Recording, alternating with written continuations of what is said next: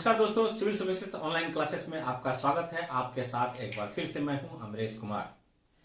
आज हम काफी यूनिक विषय पर वीडियो लेके आए हैं। आपको सामान्यतः इस विषय पर एक जगह ऐसी जानकारी नहीं मिलेगी। आज उस विषय का नाम है रंगों के नाम वाले सागर। आप जानते होंगे या आपको जानना चाहिए कि विश्व में 4 ऐसे सागर हैं, अंग्रेजी में 4 ऐसे सी हैं जिनके नाम रंगों के आधार पर रखे गए हैं। उसके बारे में अध्ययन करेंगे और उसके भूगोल को जानेंगे। ये सागर हैं श्वेत सागर, काला सागर, लाल सागर और पीला सागर। क्योंकि हम लोगों को इंग्लिश में कहने की आदत रहती है, इसलिए white sea, black sea, red sea and yellow sea. आइए बारी बारी से इनका अध्ययन करते हैं। ये आर्कटिक ओशन का मानचित्र है। ये आर्कटिक ओशन का मानचित्र है। आप समझिए कि धरती के ऊपर से इसकी फोटोग्राफी की गई है। ठीक है, इसको प्रोजेक्शन के दृष्टिकोण से जो भूगोल के छात्र होंगे इसको कहते हैं पोलर जेनिथल प्रोजेक्शन।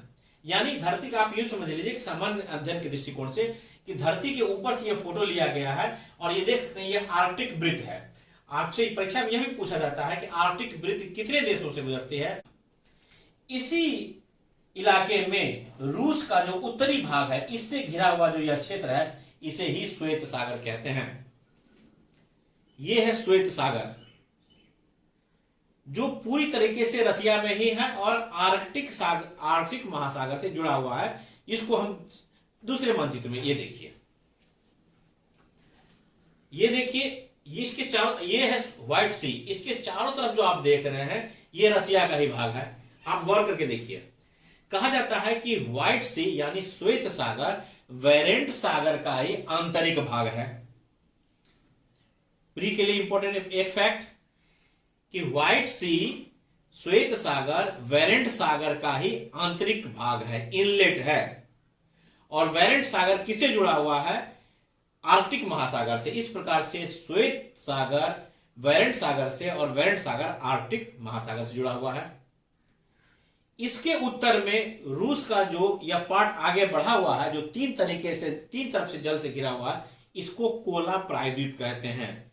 यह भी परीक्षा में इंपॉर्टेंट है, कोला प्रायद्वीप। और उधर जो पूरब में है वह है केनिन प्रायद्वीप। इससे बीच में है श्वेत सागर। श्वेत सागर में 2 महत्वपूर्ण नदियां गिरती हैं। एक है उत्तरी द्वीना नदी, यानी द्वीना नदी 2 हैं।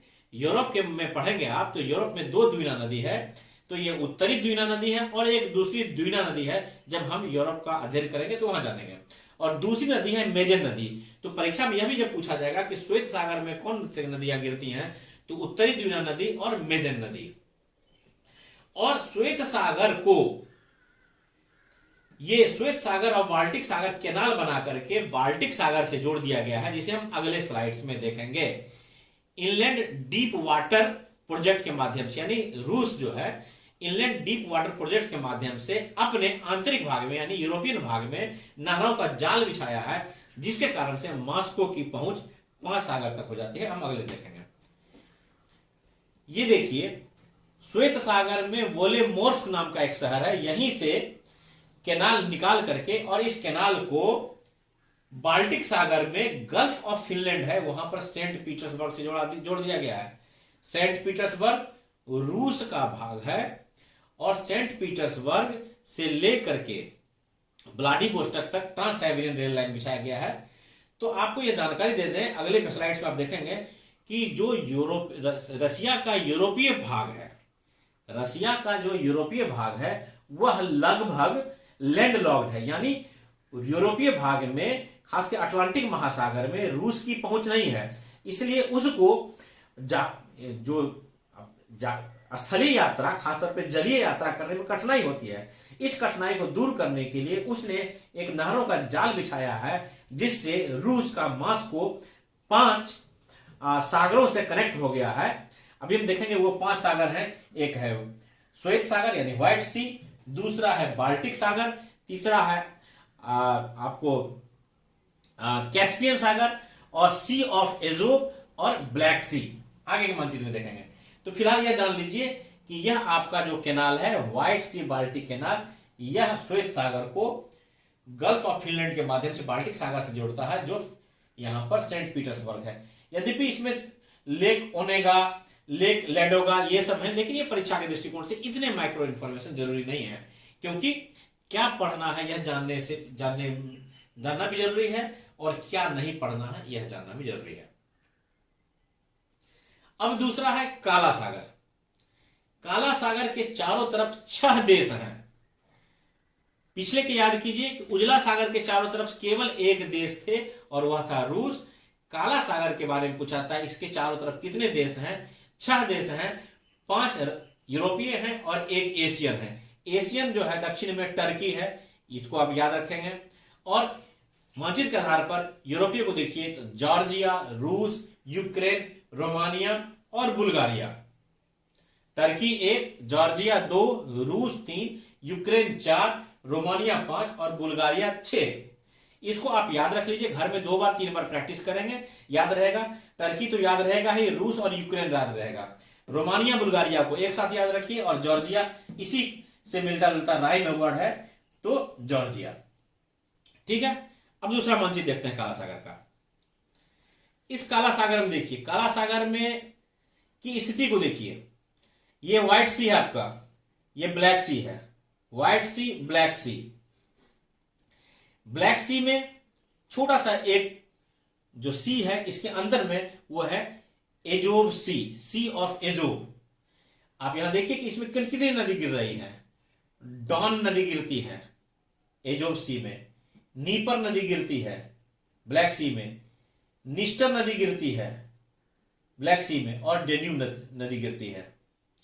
यानी डॉन, नीपर, निस्टर और डेन्यूब 4 नदी गिरती है। इसका एक अगर आगे में एक बड़ा मानचित्र है जिसको हम ठीक से देखेंगे। ब्लैक सी कंप्लीटली पैक नहीं है, और यहां पर बास्फोरस जल संधि, सी ऑफ मारमारा, डार्डेनल और एजियन सी के माध्यम से यह भूमध्य सागर यानी मेडिटेरेनियन सी से जुड़ा हुआ है। यह इंपॉर्टेंट है क्योंकि द्वितीय विश्व जब हुआ था तो यहां बास्फोरस जल संधि के पास और ये डार्डेनल के पास जहाजों को रोका गया था। उसी का क्लोज मानचित्र है ये, इसको ठीक से देखिए। कैस्पियन सी और ब्लैक सी के बीच में एक पर्वत है, वो है कॉकेसस पर्वत। यह कॉकेसस पर्वत यूरोप और एशिया के बीच का सीमा बनाती है। कॉकेसस माउंटेन में ही यूरोप की सबसे ऊंची चोटी है माउंट एल्ब्रुस। खैर, इस ब्लैक सी में के उत्तर में एक छोटा सा इसी से जुड़ा हुआ सी है, उसको सी ऑफ एजोब या एजोब सागर कहते हैं। इसी में डॉन नदी गिरती है, और डॉन नदी के पश्चिम में नीपर नदी, उसके पश्चिम में निस्टर नदी, और ये डेन्यूब नदी। डेन्यूब नदी के बारे में आप जानते होंगे, प्रारंभिक परीक्षा में पूछा जाता है कि डेन्यूब नदी विश्व की वह एकमात्र नदी है जो सर्वाधिक राजधानी शहरों से गुजरती है। यानी प्रश्न ये पूछेगा सर्वाधिक राजधानी शहरों से गुजरने वाली नदी कौन है, तो वो डेन्यूब नदी।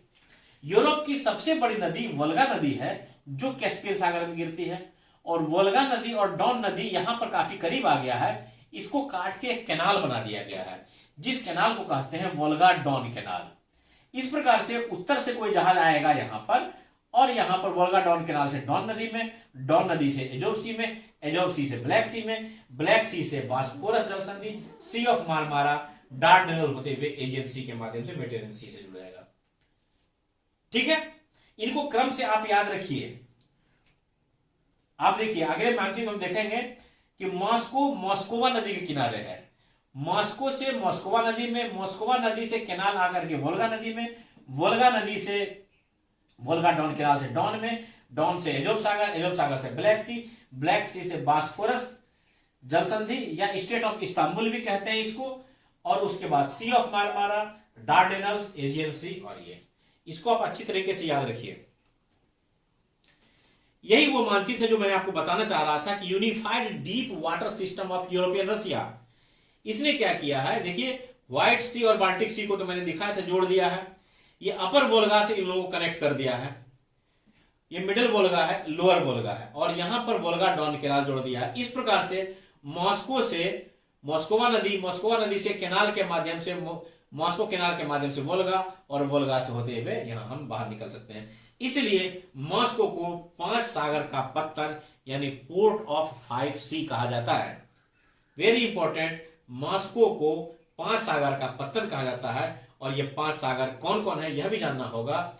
वह है व्हाइट सी यानी श्वेत सागर, Baltic sea, sea of Azov, black sea और कैस्पियन सी। अब आगे आते हैं लाल सागर पर, रेड सी पर। रेड सी आप देख लीजिए इसकी स्थिति। यह मोटे तौर पर 5 देश और अगर इसको हम शामिल करते हैं तो 6 देश यानी जॉर्डन के साथ है। पहले इसकी रचना को समझिए। यहां पर स्टेट ऑफ बाब-एल मानदेव है, यह बहुत इंपॉर्टेंट है। यहां पर स्टेट ऑफ बाब-एल मानदेव है जिबूती के पास, और यहां से लेकर के सुएज तक ये लाल सागर है। लाल सागर की लंबाई 1930 किलोमीटर है और इसकी सर्वाधिक चौड़ाई 3 किलोमीटर तक है और इसकी औसत गहराई भी 3 किलोमीटर तक है। इसमें देश कौन कौन से हैं? इसमें मिस्र है, सूडान है और इरिट्रिया। पश्चिम की तरफ में 3 देश, मिस्र, सूडान और इरिट्रिया, और पूरब की तरफ जॉर्डन और यमन। लेकिन इसका जो उत्तरी भाग आप देखते हैं तो ये जो इस तरीके से अंदर जो घुसा हुआ भाग है, इस घुसे हुए भाग में पश्चिम तरफ से जो है वे सुएज की खाड़ी है, गल्फ ऑफ सुएज, और पूरब की तरफ जो है वो अकाबा की खाड़ी है, गल्फ ऑफ अकाबा। और गल्फ ऑफ अकाबा का कनेक्शन जॉर्डन से है। तो अगर आप गल्फ ऑफ अकाबा को इसमें शामिल करेंगे लाल सागर में, और करना भी चाहिए, तो देशों की संख्या हो जाएगी 6।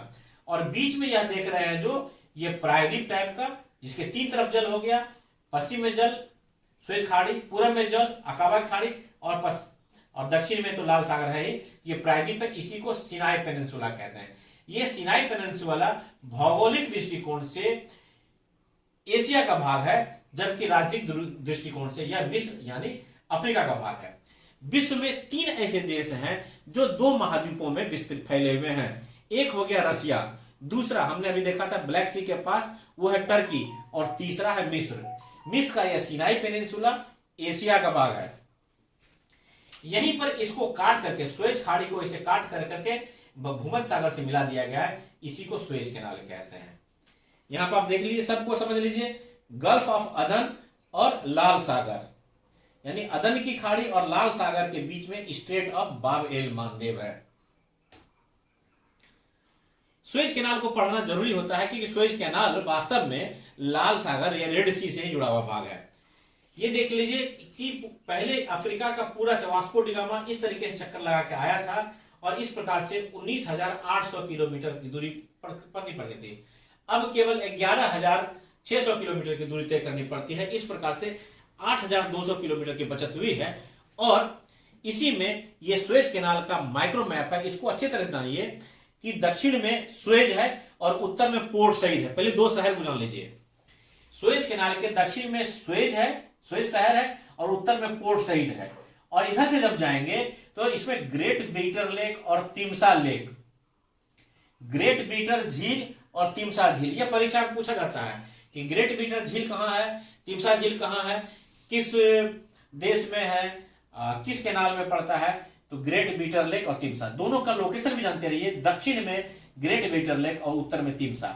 तिम्सा लेक के किनारे में एक इस्माइलिया नाम का शहर है जो काफी इंपॉर्टेंट है। ये सुएज कैनाल, आप सुएज कैनाल जानते हैं कि 1869 में ये खुला था और 1869 में हमारे पूज्य बापू महात्मा गांधी का जन्म हुआ था, इसलिए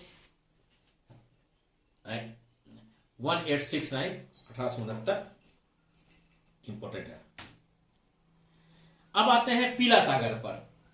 आपने हमारे जापान के वीडियो में या कोरिया के वीडियो में पीला सागर को देखा होगा, लेकिन यहां पर चूंकि ये इंडिपेंडेंट वीडियो है पीला सागर पर, तो आप देख सकते हैं ये पीला सागर है जो उत्तरी कोरिया, दक्षिणी कोरिया और इधर चीन, 3 देशों से घिरा हुआ है। फिर से हम अगर पीछे की तरफ जाएं तो आप देखिए व्हाइट सी एक देश रसिया, जो आपका ब्लैक सी था वह 6 देश टर्की, जॉर्जिया, रसिया, यूक्रेन, रोमानिया और बुल्गारिया, और लाल सागर 3 देश पश्चिम में मिस्र, सूडान और इरिट्रिया, और पूरब में सऊदी अरबिया और यमन, और अगर इसको शामिल करेंगे तो जॉर्डन भी। लेकिन यहां पर पीला सागर में केवल 3 देश हैं, उत्तरी कोरिया, दक्षिणी कोरिया और चीन। इसमें लाल सागर में मोटे तौर पर कहा जाता है कि कोई नदी नहीं गिरती है, थोड़ी बहुत छोटी मोटी बरसाती नदी गिरती है। लेकिन इसमें एक तो ये हान नदी गिरती है जो सियोल के किनारे है, दूसरा ये टाइडांग नदी है जो प्योंगयांग किनारे है, तीसरा ये येलू नदी है जो गिरती है। और भी नदी है, यहां देखिए हुआंगहो नदी गिरती है, हाई नदी गिरती है। ये जो यांगजी नदी है यह पूर्वी चीन सागर में गिरती है। इस प्रकार से पीला सागर में हम देख रहे हैं कि 5 नदियां गिरती हैं।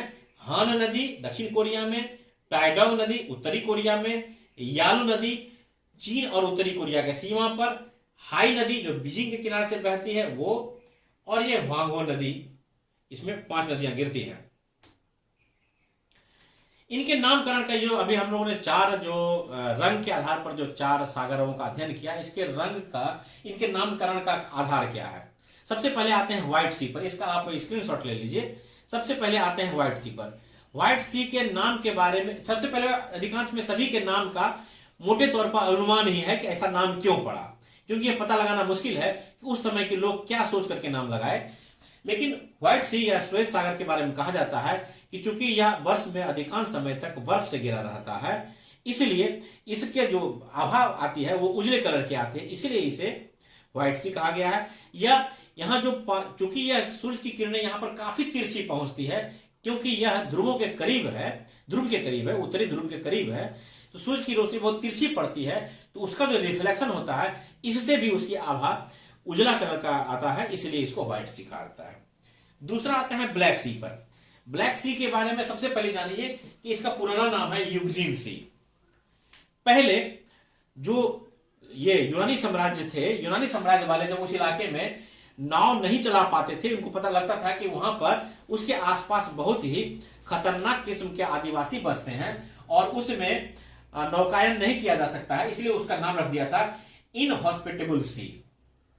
बाद में जब उसमें उन्होंने नौकायन किया तो इसका नाम रख दिया हॉस्पिटेबल सी। ये जो फैक्ट है। अब नामकरण का आता क्या है, जो आपका ये काला सागर है, काला सागर में के निचले भाग में हाइड्रोजन सल्फाइड की प्रचुरता है और कीचड़नुमा स्थिति है। तो जब भी कोई जहाज इत्यादि, पेड़ पौधा, कचरा इत्यादि अंदर जाता है तो हाइड्रोजन सल्फाइड का जो कीचड़ है उसको ढक लेता है और वह काला कलर का है। तो यह माना जाता है कि इस कारण से इसको काला सागर कहा जाता होगा। दूसरा यह भी कहा जाता है कि इसमें खास करके जाड़े के महीने में बहुत सारे आंधी तूफान आया करते हैं, और आंधी तूफान आने की स्थिति में जो आसमान जो ढक जाता था तो पानी का रंग जो है काला प्रतीत होता था, इसलिए नाविकों ने इसका नाम काला सागर रख दिया। तो ये दोनों ही अनुमान है, हाइपोथेटिकल उत्तर है। लाल सागर के बारे में ये जान लीजिए कि लाल सागर का पुराना नाम है इरिथ्रियन सी, और इसमें कहा जाता है कि ये मोटे तौर पर इसका रंग जो है गहरा नीला हरा है, लेकिन उसमें एल्गल बूम आते हैं। एल्गल बूम आप पढ़िएगा जनरल स्टडीज में, बहुत इंपॉर्टेंट टॉपिक है। एल्गल बूम आते हैं यानी एकाएक 2 दिन 4 दिन 10 दिन या घंटों में एल्गी इतनी मात्रा में फैल जाते हैं समुद्र में या झील में, उसको एल्गल बूम कहते हैं। तो उसी एल्गल बूम जब आता है तो वह एल्गल बूम में ये ट्राइकोडेस्मियम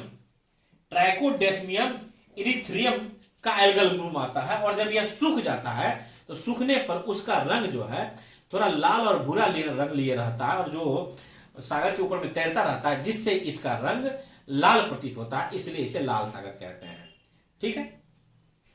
और वहां आगे आइए पीला सागर को। पीला सागर के बारे में ये इस्टेब्लिश फैक्ट है, यानी ये मानी हुई जानकारी है कि चूंकि हुआंगो नदी लोएस के पठार से बह के आती है और लोएस के मैदान से बह के आती है, और लोएस के मैदान में बहुत ही महीन कण का सुनहला का बालू होता है, तो उस बालू के कारण से हुआंगो नदी का रंग के पानी का रंग भी पीला होता है, इसलिए उसको पीला नदी कहते हैं। और वो जब आकर के येलो सी में यानी पीला सागर में गिरता है तो उसका भी रंग पीला कर देता है। और यह भी कहा जाता है कि कुछ जो इस तरीके के जो बालू है वो सीधे उड़ करके पीला सागर में भी आते हैं, और पीला सागर के ऊपरी भाग पर वो फैले हुए होते हैं जो सुनहरा और पीला कलर का प्रतीत होता है, इसलिए इस चीज का रंग पीला है।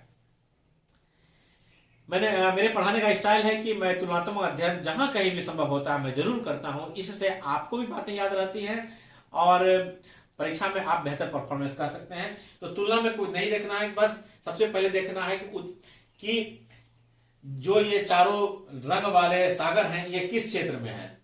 तो पहले भौगोलिक दृष्टिकोण से देखिए, तो जो व्हाइट सी है ये उत्तरी यूरोप में है, काला सागर दक्षिणी यूरोप में है, लाल सागर पश्चिमी एशिया में है और पीला सागर पूर्वी एशिया में है। कितने देश हैं? तो उत्तरी यूरोप में ये श्वेत सागर व्हाइट सी एक देश में है जो रूस है, काला सागर 6 देशों में है, जॉर्जिया, रूस, यूक्रेन, रोमानिया, बुल्गारिया और टर्की। लाल सागर 6 देशों में मिस्र, सूडान, इरिट्रिया, जॉर्डन, सऊदी अरब और यमन। और पीला सागर केवल 3 देशों में, चीन, उत्तरी कोरिया और दक्षिणी कोरिया।